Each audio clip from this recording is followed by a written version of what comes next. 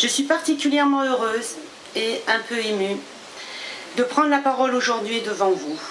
Devant vous, Monsieur Hervé Scavetti, maire d'Arles, Madame Marie-Pierre Calais, vice-présidente du conseil départemental, Monsieur le conseiller départemental du canton d'Arles, Nicolas Coucas, Monsieur le conseiller Cyril Juglaré, et devant vous tous, Camarguais, Arlésiens, et vous autres venus de plus loin, assister à cet hommage rendu à mon père et à ses 20 000 anciens camarades. À mes yeux, cette stèle au pied de laquelle nous nous trouvons est dotée d'une force symbolique très importante. Elle représente votre volonté, vous, les représentants élus du peuple français, que l'histoire et les souffrances subies par ces hommes ne soient pas oubliées. Et même plus, qu'elles soient racontées et transmises aux nouvelles générations qui forment la société française d'aujourd'hui. Une société française riche de sa diversité, une diversité dont nos pères font eux aussi partie. Il se trouve que j'entretiens un lien particulier avec ce mémorial. La statue métallique de ce paysan vietnamien que vous voyez ici a été dessinée par un homme qui m'était très cher. Il s'agit de l'artiste Le Ba Dang. Dang, comme nous l'appelions, appartenait à la même compagnie que mon père.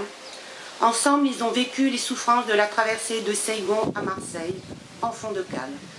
Ensuite, ils ont vécu les affres des camps d'internement en France, le racisme quotidien de l'encadrement français et la faim causée par le vol des rations alimentaires qui leur étaient destinées.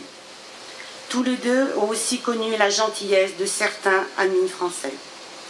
L'amitié de Dang et mon père continua bien au-delà de cette période des camps des travailleurs indochinois. Lors de l'inauguration de ce monument en octobre 2014, le sous-préfet d'Arles, M. Pierre Castoldi, représentant du gouvernement français, avait eu ces mots extraordinaires qui nous étaient allés droit au cœur, nous, les enfants de travailleurs indochinois. Permettez-moi de le citer.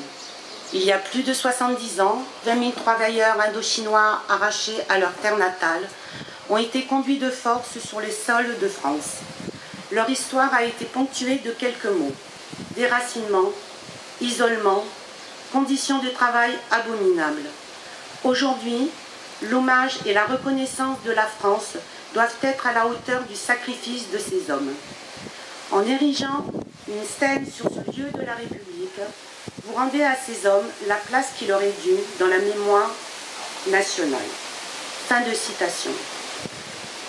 Oui, cette stèle permet de rendre à nos pères une dignité que le système colonial profondément raciste leur avait refusée. Et au-delà, elle nous oblige à nous tous, habitants de ce beau pays qu'est la France, à rêver de vivre ensemble, à égalité, dans le respect de nos différences. Je vous remercie.